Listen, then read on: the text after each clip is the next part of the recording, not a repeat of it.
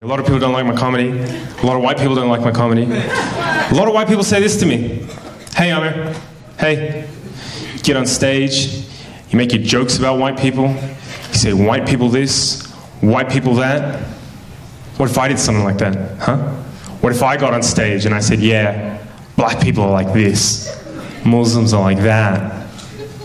You'd probably call me a racist, wouldn't you? And I say, yeah, I would. Yeah, you should never do that. That's bad for your health. They're like, well, you do that, Amir. You do that. You get on stage, you make your jokes about white people. Don't you think that's a kind of racism? Don't you think that's dun dun dun reverse racism? I said, no, I don't think that's reverse racism. Not because I think reverse racism doesn't exist, right? If you ask some black and brown people, they'll tell you flat out, there is no such thing as reverse racism. I don't agree with that. I think there is such a thing as reverse racism.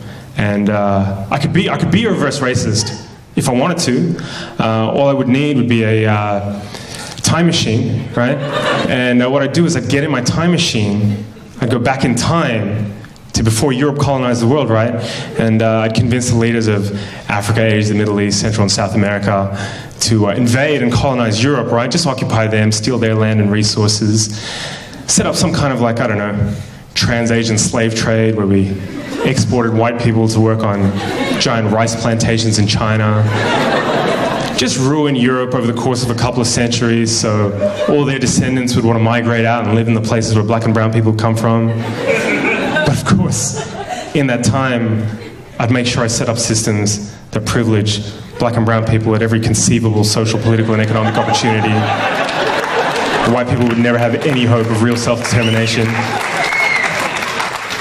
Just every couple of decades, make up some fake war as an excuse to go and bomb them back to the Stone Age and say it's for their own good because their culture's inferior, and then, just for kicks, subject white people to colored people's standards of beauty, so they end up hating the color of their own skin, eyes, and hair.